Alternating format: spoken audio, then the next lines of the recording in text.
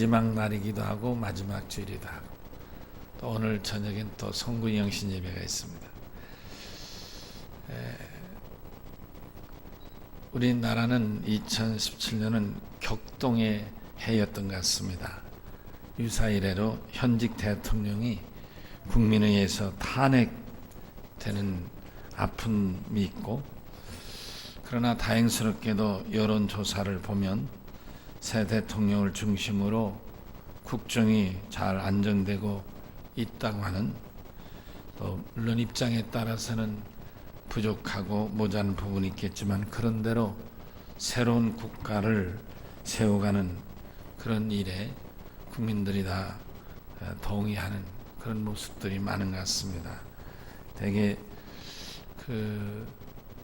국정 지지도, 대통령의 지지도를 보면 60대 후반에서 70대 초반 사이 이렇게 오르고 내리는 걸 보면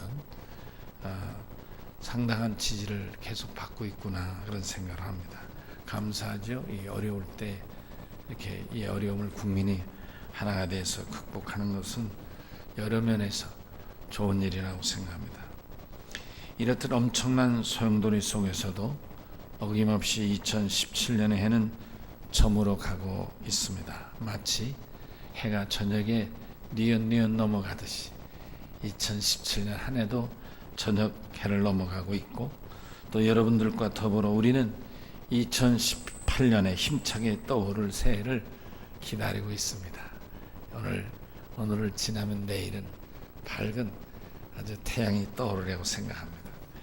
저는 2017년의 마지막 주일을 맞아서 우리 교회와 또 믿음의 한 해를 돌아보면서 오늘 본문을 중심으로 평소 존경하는 장로님들과 권사님들, 그리고 집사님들과 온 성도 여러분들에게 지난 한 해는 특별히 전도하느라고 애쓰고 수고한 충성되고 지혜로운 종들의 삶을 사셨다는 생각이 들어서 정말 이 시간을 통해서 위로해 드리고 또 목사로서 고마운 마음을 표해고자 합니다.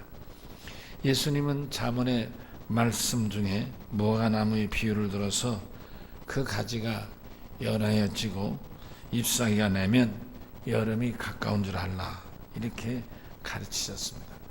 이와 같은 그 유사한 그런 비유의 가르침이 여기저기 있습니다만은, 특별히 인자가 다시 오실 징조에 대해서 우리는 오신다는 데 대해서는 이유가 없습니다만은, 문제는 언제 오실까, 그 때와 그 시를 알 수 없다는 데 우리는 문제를 갖고 있습니다.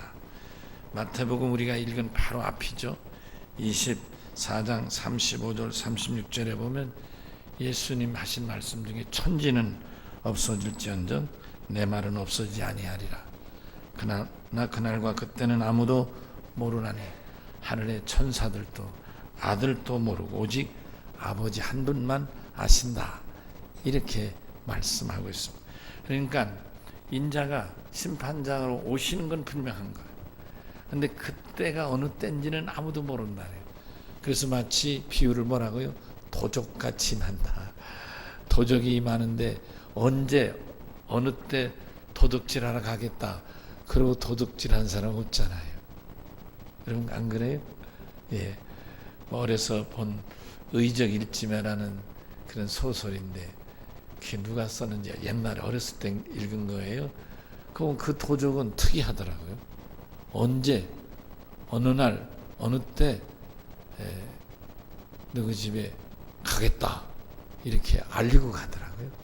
여러분 그 소설을 읽으시면 알겠지만 화살에다가 이렇게 써가지고 몽월 며일 내가 가마, 그래가지고 편지를 써보내는데 화살에다 꿰가지고 보내는데 그 누가 쓴지는 모르고 다만 매화, 일지매가 그거죠. 매화 한 가지를 그려놨다는. 그래서 일지매라는 이름이에요. 일지매가 매화 한 가지. 그래서 나중에는 이게 일지매인데, 그 사람이 그 부잣집 거를 훔쳐다가 온다 하면 그날은 반드시 왔어요. 와서 훔쳐다가 자기가 축제하는 게 아니라 가난한 사람들에게 다 나눠줘요. 쌀을 훔쳐다가 쌀을 나눠주고, 뭘 훔쳐다가 나눠주고. 그래서 가난하고 병든 사람들, 굶어 죽는 사람들에게 쌀을 갖다 줬다. 그래서 하룻밤 자고 일어나면 부잣집에서는 도둑 맞았다고 야단법석이고, 가난한 사람들은 쌀 보따리가 왔다고 좋아. 이런 진풍경이 벌어진 내용이 의적 일침의 얘기입니다. 그러나 일반적으로 도둑은 언제 온다고 말하지 않습니다. 여러분 도둑 맞은 적 없으시죠? 저는 어렸을 때 제가 우리 누님하고 형님하고 제가 막내로, 근데 아주 밤새껏 덜덜덜 떤 날이 있어요. 그때가 부흥회였던 것 같아요. 그래서 어머니하고 아버님은 밤에 철야하러 가시고, 우리만 있었는데 도둑이 왔어요. 옛날 시골집은 아시죠? 이렇게 나무하고 그다음에 수수대인가요? 수수대, 그렇죠? 수수대 같은 거 이렇게 새끼로 쭉 엮고, 양쪽으로 안팎으로 흙을, 집을 이렇게 쓸어가지고 흙을 이렇게 해가지고, 그래서 이렇게 착착 붙인다. 그래서 벽을 만들었어요. 옛날 집이 되게 그렇잖아요. 그 후에 이제 흙벽돌 집도 나오고 뭐 브로크 집도 나오고, 그래서 그 전에 다 그렇게 했단 말이죠. 우리 집이 그런 집이었어요. 근데 도둑님이 오셔가지고 그 흙을 다 부시고 헐은 다음에 그걸 쓸어서 톱으로 그런 걸 쓸어가지고 구멍을 이만, 어렸을 때니까 이만했는데 지금 어른이 되면 얼마나 될지 모르지만, 여하튼 도둑들이 들어왔다 나갔다 할 만큼 크게 구멍을 뚫어가지고, 그래가지고 우리 집에 있는 걸 다 했지. 뭐가 있어야 가져가지. 아마 빈손으로 돌아가니까 억울했던가 봐. 별의별 걸 다 끄집어다 내놓고. 그런지 우리 삼남매는 무서워서 탈탈탈 아무 소리도 없네. 그때 배운 교훈이 뭔지 아십니까? 도둑 맞을 때는 도둑이야 부르면 되나 안 되나요? 근데 큰일 난대. 해코지 한대. 그래서 그때는 불이야 그래야 된대. 그걸 아버님한테 배웠어. 아들아, 도둑 맞을 때는 절대로 도둑이 하면 안 된다. 그러면 동네 사람은 아무도 안 나오고 도둑 놈은 해코지 한대. 근데 불이야 그러면 동네 사람들이 자기네 집 불탈까봐 왜 불이야 그러고 다 나온대. 그래서 도둑을 막을 수 있대요. 도둑은 알리지 않고 온다는 얘기죠. 그렇죠? 이처럼 하나님 아버지에는 아무도 인자가 심판장으로 오시는 때를 알 수 없다는 말입니다. 그러나 예수님의 말씀을 믿고 깨어 있으면 정작 인자가 심판장으로 오실 때는 그분이 누군지를, 어느 때 오실지는 모르지만 정작 그분이 오시면 그분이 심판장인 줄은 안다. 그런 말. 아멘이시죠? 예, 참으로 깨었던 말은 하기는 쉬워요. 그러나 깨어있는 삶을 살아가는, 깨어있는 믿음으로 살아가는 것은 정말 쉽지 않은 일이다. 아멘이시죠? 예, 매우 어려운 일이 아닐 수 없습니다. 또 우리가 믿으니까, 예수를 믿으니까 깨어있다는 말씀을 오늘 설교를 통해서도 알아들을 수 있지, 만약 믿음이 없는 애들에게는 깨어있다는 말이 뭘까? 밤새껏 잠자지 않고 두 눈 뜨고 산다는 건가? 이렇게 알아듣지 못할 사람도 있으리라고 생각합니다. 그렇게 생각하면 여러분, 우리가 예수를 믿는다는 것이 얼마나 귀한 일이고 얼마나 복된 일인가 알 수 있는 일이죠. 이런 말씀은 믿음의 말이니까, 우리가 믿으니까, 믿음이 있으니까 믿음의 말을 알아듣게 된다, 그런 말씀인 것입니다. 예수님은 제자들에게, 우리가 읽은 본문 42절에서 다 같이 42절을 같이 읽을까요? 예, 시작. 그러므로 깨어 있으라. 어느 날에 너희 주가 임할는지 너희가 알지 못함이라고 말씀하십니다. 주께서 임하실 때를 알 수 있는 자는 없지만 그럼에도 불구하고 믿음으로 깨는 자는 주님이 임하실 때 정작 그분만은 우리가 알아서 그분을 영접할 수 있겠다는 말인 것입니다. 얼마나 귀한 일입니까? 그러시죠? 그러면요, 여러분 어떻습니까? 우리가 예를 들면 이런 것이죠. 우리 아이들이 밖에서 돌아올 때 언제 올지는 모르지만 막상 오면 내 아들인지 내 딸인지 분별할 수 있는 것처럼, 그렇잖아요. 우리 집에 여러 아이들이 다 같이 와도 내 아이는 분별할 수 있는 거 아닙니까? 그러시죠. 언제 올지는 모르지만 정작 내 앞에 나타나면 내가 알아볼 수 있는 것과 같이 심판장으로 오시는 예수께서 언제 어느 날에 오실지 모르지만 그분이 오셔서 내 앞에 나타나면 나는 이분이 그리스도구나, 메시아구나 알고 영접할 수 있다. 그런 말씀. 할렐루야. 누가요? 믿음이 깨있는 자가 그렇다. 깨있는 믿음의 사람이 오신 예수 심판주를 알아볼 수 있다. 그런 말씀. 아멘이시죠. 그러니까 믿지 않는 사람은 예수님이 아무리 왔다 갔다 해도 알아보지 못한다. 믿어도 깨어있는 믿음이 아닌 잠자는 믿음이면 예수가 정작 와도 그분이 메시아인 줄을 알지 못한다. 그런 말씀이죠. 유대의 모습이 그렇지 않았습니다. 예수님 오셨던 그때가 그러지 않았습니다. 깨어있는 사람이 없다 보니까 예수를 알아보지 못하고 오히려 예수를 십자가에 못 박아 죽이는 이 어처구니없는 일이 벌어지지 않았더냐. 그런 말씀이죠. 사랑하는 성도 여러분, 깨어 있으시기를 바랍니다. 깨어있는 믿음이 되십시다. 아멘. 우리는 2017년 주일날 예배로는 오늘 이 예배가 마지막 예배입니다. 사실 이 엄숙하고 간절한 예배이기 때문에 누구든지 다 예수 믿는 사람이면 적어도 이 마지막 예배만은 드렸어야 되는 거 아니냐. 그러나 우리 주위에 보면 유감스럽게도 이런 이유 저런 이유로 오늘 이 귀한 예배의 의미를 깨닫지 못한 이들이 있음을 우리가 알 수 있지 않는가. 안타까운 일이 아닐 수 없다. 그런 말. 이와 같이 한 예배 한 예배가 우리 주님을 맞이하는 예배고 훈련이다. 그런 말. 예수님을 알아보는 것도 예배를 통한 훈련이다. 그런 말씀. 아멘이시죠? 그렇습니다. 우리 다 같이 옆에 계신 분과 손을 잡으면서 주님 오실 때도 오늘처럼 깨어있어서 주님 꼭 영접합시다. 우리 서로 다짐하고 인사 좀 나눠보실까요? 꼭 서로 얼굴을 마주 보면서 손을 잡고서 주님 오실 때도 오늘처럼 꼭 주님을 맞아들이십시다. 예, 몰라서 주님은 오셨는데도 저분이 누구요? 예수가 오셨다는데 예수가 누구요? 이렇게 헛소리하면 안 되잖아요.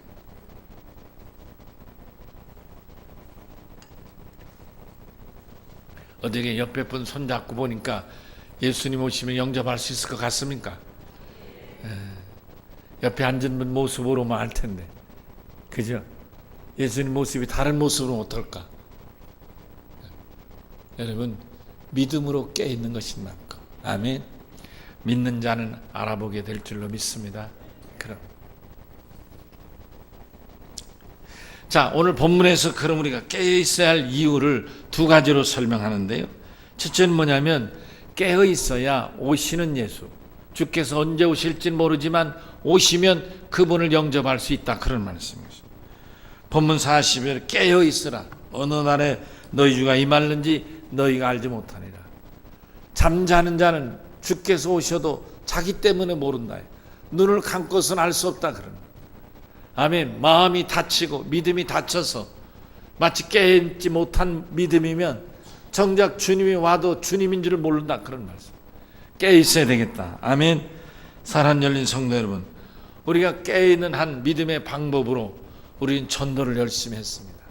그래서 여기 천년나무 혹은 또 효성 해링턴, 다운수, 프라디움 혹은 또 어반힐스, 지금 우리는 예미지를 전도하고 1월 말까지, 내년 3월부터는 더 샵을 또 전도하게 되죠. 이렇게 이쪽에 입주하는 이들을 영접하는 이 전도 훈련을 통해서 정작 주님 오실 때 주님인 줄 알아보고 영접할 수 있게 되는 줄로 믿습니다. 그러니까 우리가 입주하는 분들을 마치 심판주로 오실 주님을 영접하는 그런 간절한 믿음의 자세로 영접하고 전도하고, 아멘, 복음을 전해서 저들이 영혼 구원받게 되고 하나님의 자녀가 되는 복을 함께 누릴 수 있게 될 줄로 믿습니다. 이런 과정을 통해서 여러분 영혼들은 구원받고 우리 교회 빈자리들은 채워가게 될 줄로 믿습니다. 어린 유치부, 어린 영아부, 내년부터 영아부도 만들 판인데 이제 영아부, 유치부 이전에 영아부, 그 다음에 유치부, 유년부, 초등부, 청소년부, 청년부, 그리고 어른들에 이르기까지 우리 모두가 믿음으로 깨있어서 전도하여 천하보다 더 귀한 영혼들을 살려내고 영접하고 안내하는 이런 과정을 통해서 많은 결실, 좋은 결실, 풍성한 결실을 통해서 이 빈자리가 채워지는 대역사의 주인공들이 되어야 될 줄로 믿습니다. 우리 주님은 제자들에게 가까운 예루살렘에서만이 아니라 땅끝까지 가서라도 복음을 전해서 구원의 역사를 이루라고 명령하셨습니다. 근데 우리는 다행스럽게도 우리가 믿음으로 깨어서 전도할 대상자들이 거의 다 우리 교회 가까운 지역에 관저 5지구, 관저 4지구 중심으로 아파트들이 들어서고 있다, 그런 말씀입니다. 그러시죠? 예미지까지가 관저 5지구인 것 같아요. 더샵이 관저 4지구인 거예요. 그러니까 이제 내년 1월까지 우리가 전도하는 게 우리 교회도 관저 5지구잖아요. 관저 5지구가 시작되는 여기서 같은 지구 안에 이제 입주자들을 우리 주님을 영접하듯 그런 믿음으로 간절함으로 사랑하는 마음 혹은 복을 비는 마음으로 영접을 하고 전도를 하고, 아멘. 또 내년에는 4지구 더 샵을 우리가 전도하고, 이런 과정을 통해서 우리는 이렇게 가까운 지역을 전도하니까 주님 말씀에 의하면 여기는 다 예루살렘 전도의 영역에 포함되지 않겠는가. 아멘이시죠? 예. 특히 이미 거명한 여러 아파트에 입주하셔서 우리 교회 등록하시는 분들도 계시다고요. 그런 분들은 또 같은 동에 사는 이웃 주민에게 혹은 또 이웃 아파트 주민에게 혹은 같은 동료들에게 우리 교회를 전도하고, 또 그 아파트 입주자들만이 아니라 또 다세대 주택 입주하는 분들도 계시지 않습니까? 저희 교회 등록하시는 분들 중에 보면 아파트가 아닌 다세대에서 입주하시는 분들도, 그런 분들은 또 그렇게 그 지역의 주민들과 더불어 우리 교회를 소개하고 같이 신앙생활하고 구원받을 수 있다면 그게 다 오늘 본문의 말씀이죠. 주님, 오신 주님을 영접하는 귀한 기회요, 깨는 믿음의 자세인 줄로 믿습니다. 여러분, 2017년 마지막 주일인데 내 믿음은 어떤 믿음인가? 정말 깨어있는가? 아직도 잠에 취해 있는가? 정말 내가 전도의 이 귀한 사명을 깨닫고 동참하고 있는가? 우리 믿음을 돌이켜보고 우리 새로운 마음의 다짐을 할 수 있기를 바라는 것입니다. 또한 깨어있어야 할 두 번째 이유는 도둑을 막기 위해서다 하는 거예요. 도둑이 온다. 예, 도둑이 오는데 깨어있으면 도둑을 막을 수 있지만 깨어있지 못하면 도둑을 막지 못한다, 그런 말씀. 본문 43절에 너희도 아는 바니 만일 집 주인이 도둑이 어느 시각에 올 줄을 알았다면 깨어서 그 집을 뚫지 못하게 하였으리라. 제가 조금 예를 들었던 그 일지매란 그 소설은 깨어 있었는데도 당하더라고요. 여러분, 깨어 있어요. 주인이 불을 켜고 옛날에 횃불을 들고 이렇게 보초를 쓰잖아요. 보초를 쓰는 거.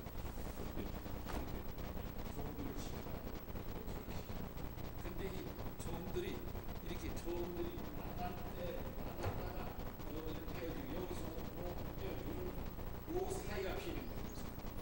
만났다가 헤어져 가는 그 사이 비는 그 사이에 일지매가 뛰어들어가가지고 훔쳐 나오는 그런 장면을 보았어요. 빈틈이 저런 데도 있구나. 옛말에 그래서 10사람이 한 도둑 못 지킨다고, 그렇구나. 그런 생각이 나네요. 지금 도둑 얘기를 하니까.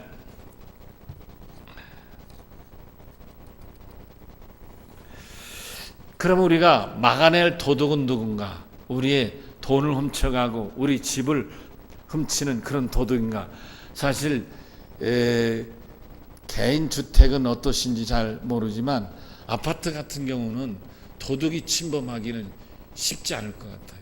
제가 아파트 이렇게 살아보니까 우리 식구밖에 모르잖아요. 집에 들어올 수가 없잖아요. 아파트가 높은데 아파트 겨들어오고 있어요. 날라오고 있어요. 새가 돼서. 아파트 문으로 들어야 되는데 아파트는 다 철문으로 잠겨 있는데 무슨 재주로 들어오겠어요. 제가 지금 도둑이라 할 때 우리가 막아야 할 도둑이 누구냐? 여러분, 요한복음 10장 10절에 도둑을 이렇게 말합니다. 도둑이 오는 것은 도둑질하고 죽이고 멸망시키려는 뿐이라. 우리 믿음을 훔치는 자들이 도둑인 것입니다. 영적 도둑인 것입니다. 우리 믿음을 훔쳐서 우리가 얻은 구원과 영생을 훔쳐서 우리가 하여금 타락하고 우리가 하여금 저주받은 백성으로 내몰리게 만드는 이런 영적인 도둑이나 일이나 늑대들이 다 도둑에 포함된다. 여러분, 제가 생각할 때 이렇게 드러난 영적 도둑들이 누군가, 신천지 같은 경우도 이만이나 그 집단들이 도둑이라고 생각해요. 믿음이 좀 부족하고 갈팡질팡하고 불평 있는 그런 신앙인들을 추적해가지고 뭐 이상한 말로 가문이설로 무료로 가르쳐준다느니, 무슨 외국에서 선교사가 왔으니 성경 공부하자느니, 왜 외국 선교사가 뭐 대단한가 그래? 뭐 어쩌느니 하면서 이렇게 꼬드겨가지고 믿음에 이렇게 넘어뜨리니 신천지, 구원파, 이런 더러운 사이비 집단들, 혹은 여호와 증인이나 통일 같은 아주 나쁜 이단들이 사방에 흩어져 있어서 이들이 바로 이 믿는 이들의 영혼을 도둑질하고, 아멘이시죠? 멸망시키는 아주 더러운 도둑들 중에 하나란 말이에요. 정말 영혼이 저주받고 멸망하고 그런 더러운 도둑들이라고 생각합니다.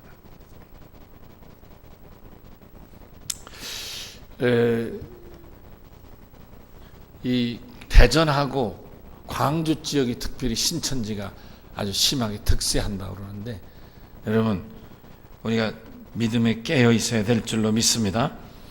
내년 1월 30일까지 계속되는 예미지 아파트 전도도 도둑이 설치지 못하도록 우리가 성도들이 깨어서 전도에 임해야겠습니다. 가끔씩 더러운 도둑들이 우리 교회를 드나들기도 하고 찌욱거리기도 하고 그럴 때가 있었어요.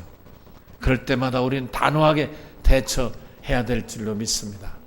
아멘. 예. 지난 한 해 그런 경우도 있었어요. 언젠지 기억이 잘 안 나는데 어느 날 몇 사람들이 예배를 드리고 가는 거예요.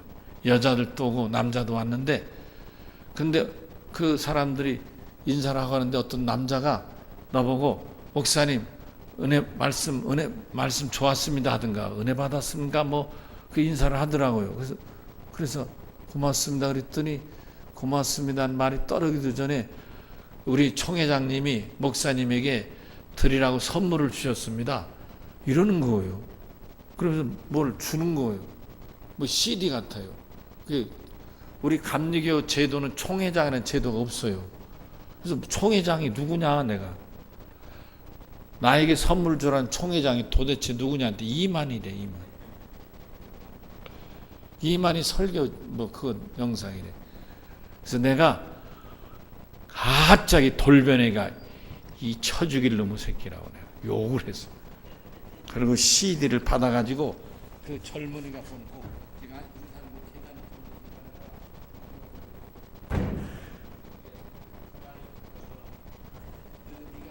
이만희한테 갖다 줘라. 내가 너 다시는 우리 교회 오면 안 돼. 너 다리 부러져. 내가 다리 몽둥이 부러질 때 얼씬하지 마. 내가 그런 적이 있어요. 또 언젠가는 청년들이 한 명, 두 명 알지 못하는 사람들이 모이기 시작해요. 보니까 이것들이 또 신천지. 그래서 지금은 남북회 전도사로 일하는 김선도 전도사 청년회장 시절인데, 그때 그 사람들 불러서 얘기를 했어요. 아무래도 당신들은 우리하고는 같은 사람이 아닌 것 같다. 굳이 우리 교회 올 거 뭐 있느냐. 당신들에게 맞는 데를 가라. 차마 신천지냐 이렇게 묻지는 않았어요. 이 말을 받아들이면 더 이상 말하지 않지만 받지 않으면 당신들의 신분을 공개할 수밖에 없지 않느냐. 선택하라. 그랬더니 그 다음부터 나누게 됐어요. 이렇게 이 못된 신천지들이 드나들어. 근데 언젠가 신천지 전문가가 강연한 얘기를 들을 기회가 있었어요. 그 얘기하다가 이제 내가 이렇게 대처한 얘기를 했더니 목사님은 전문가래요. 무슨 전문가니까 신천지가 제일 싫어하는 방법을 택하셨대. 정말 더러운 집단들이죠. 정말 저주받고 영원히 멸망할 종족들이라고 생각합니다. 여러분, 우리가 깨 있어야 됩니다. 그래야 도둑을 막을 수 있습니다.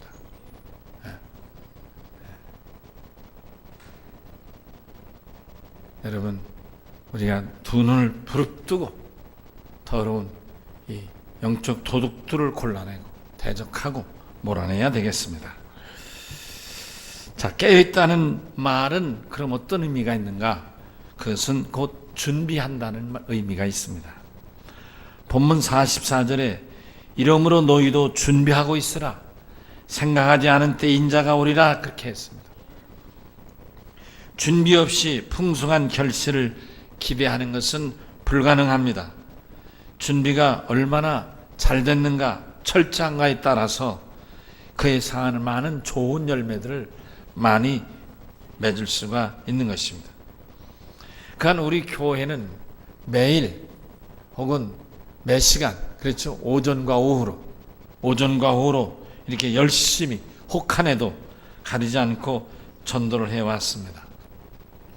바라기는 우리 남선교회나 교회학교도 시간 되는 대로, 남선교회는 평상시 직장 다니니까 어렵다면 토요일 날은 뭐 일찍 퇴근하거나 쉬는 날이 있다면 토요일 날 혹은 주일 예배 후에라든지, 이렇게 교사들도 직장 다녀서 바쁘면 토요일 날 나와서 전도한다든지, 주일 예배 후에 점심 식사 후에 전도 나간다, 이렇게 해서 온 교우들이 어떤 사역을 하든지 관계없이 전도에 동참해 보시기를 바랍니다.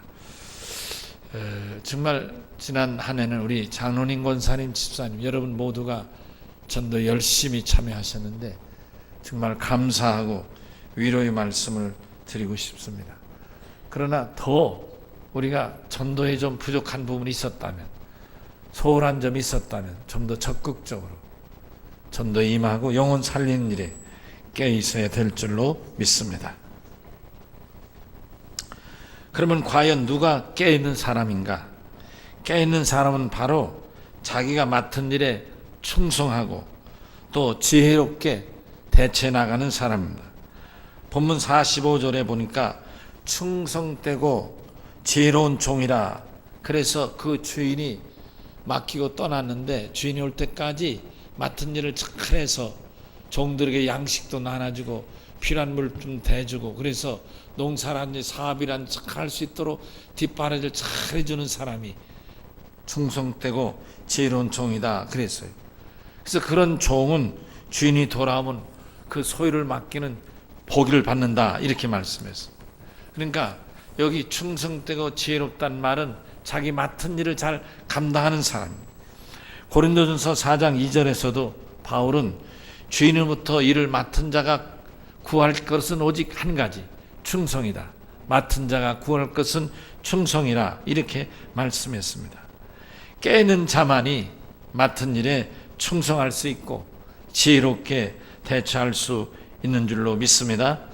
어리석은 자는 깨어있지 못한 자고, 어리석은 자는 게으른 자고, 어리석은 자는 악한 자입니다. 본문 24장 48절에 그래서 이 충성되고 지혜로운 자와 반대 표현으로 악한 종이라, 이렇게 말하고 있는 것입니다.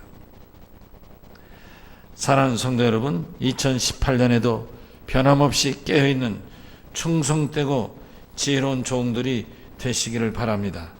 그래서 하나님이 우리에게 맡겨주신 일을 잘 감당했다고 칭찬도 해주시고 또 복도 받는 여러분 되셔서 심판장으로 주님 오실 때 참 잘했다, 충성된 종아, 지혜로운 종아, 내가 너에게 큰 상급을 내리마, 이렇게. 여러분, 본문 우리가 읽지 않았지만 51절은 악한 종에겐 벌이 임하는 거예요. 충성되고 지혜로운 종에겐 복이 임하고, 아멘. 악하고 게으른 종에게는 벌이 임하는 거예요. 어떻게 됐습니까? 주인은 악한 종을 엄히 때리고 외식하는 자가 받을 벌에 처하리니 거기서 슬피 울며 이를 갈리라, 지옥에 들어가리라, 이런 얘기. 영원히 꺼지는 지옥불에 들어가리라. 아멘. 그런 거로 우리가 2018년이야말로 깨어 충성되고 지혜로운 종이 되어야 될 줄로 믿습니다. 아멘. 예, 하나님은 깨는 종에게 복을 주신다고 말씀합니다. 그 복은 자기의 모든 소유를 맡긴다는 거예요. 믿을만 하니까 맡기겠다는 거예요. 여기 소유란 재산이잖아요. 자기 재산, 주인이 갖고 있는 어마어마한 재산을 다 맡긴다는 거예요. 만약 우리가 그와 같은 하나님의 복을 받으면 우리는 물질의 복도 차고 넘칠 것이고 건강과 명예와 이런 것도 하나님이 보장해 주실 줄로 믿습니다. 아멘.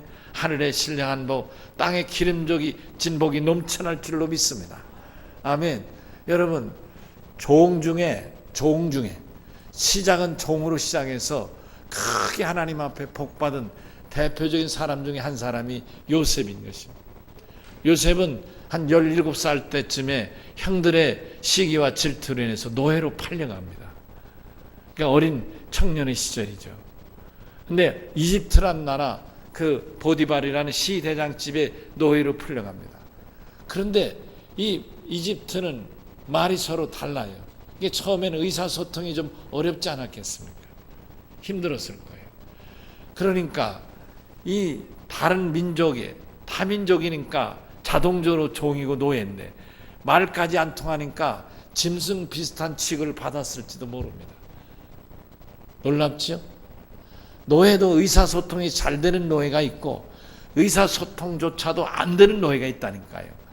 의사소통이 잘 된 노예는 그냥 노예지만 의사소통이 안 되는 노예는 농기구나 말 같은 종류로밖에 취급 못 받는다는 거예요. 노예 중에 노예죠. 노예 중에 노예로 출발한 거예요. 이 요셉은. 그렇지만 요셉은 하나님 앞에 복을 받은 사람이었어요. 그래서 요셉이 하는 일이 잘 됐어요. 요셉이 행하는 일이 좋았어요. 그래서 세월이 1년, 2년 세월이 갈수록 주인에게 너무너무 좋았어요. 심지어는 주인과 같이 있던 노예나 그 집안 사람들이 다 어떻게까지 인식하느냐 하면 저 노예, 요셉 노예가 들어온 이후에 집안이 잘 되고 하는 일이 잘 되고 좋아진다, 복을 받는다, 이런 평가를 공공원에 나누게 되었어요. 그래서 어떻게 됩니까? 나중에 이 보디발이 멀리 일이 있어서 나갈 때 자기 아내만 건드리지 말고 모든 집안의 것을 네가 다 알아서 처리하라고 맡겼다는 거예요. 모든 집안의 것을 다 맡길 만큼 되었다는 거예요. 복을 받은 거예요. 아멘이시죠? 그렇습니다. 복을 받으면 하나님께서도 당신의 재물도 맡기고, 할렐루야, 당신의 지위도 맡기고 당신의 역할도 맡겨주실 줄로 믿습니다. 아멘. 여러분, 조금 더 요셉 얘기를 더 할까요? 하나님 앞에 성실하고 충성되고 지혜로운 요셉을 조금만 더 설명하면, 그가 아내가 좋아했지요. 근데 아내의 부정스러운 그것을 뿌리친 거예요. 그게 믿음으로 바른 거예요. 근데 아내가 고자질했어요. 오고 뒤집어 씌워가지고. 이런 시작은 자기에게서 잘못되는데 그걸 뒤집어 씌워가지고, 그래서 이 보디발 남편이 들어오니까 발칵될까봐 오히려 먼저 뒤집어 씌웠어요. 요셉은 할 수 없이 당하고 말았어요. 그래서 감옥에 갑니다. 그 당시의 감옥이나 이스라엘 사람의 감옥이나 로마나 이 그리스 같은 근동, 다시 말하면 지중해를 끼고 있는 그 여러 나라들은 대개가 12신을 섬기는 나라였습니다. 그 12신 가운데 한 신이 뭐냐면 사신, 죽음의 신인데 그 죽음의 신전이 감옥인 것입니다. 그러니까 죽음의 신전인 감옥에 죄를 지어 들어갔다는 얘기는 그 죽음의 신에게 바쳐질 준비된 예물이 되는 것입니다. 제물인 거예요, 제물.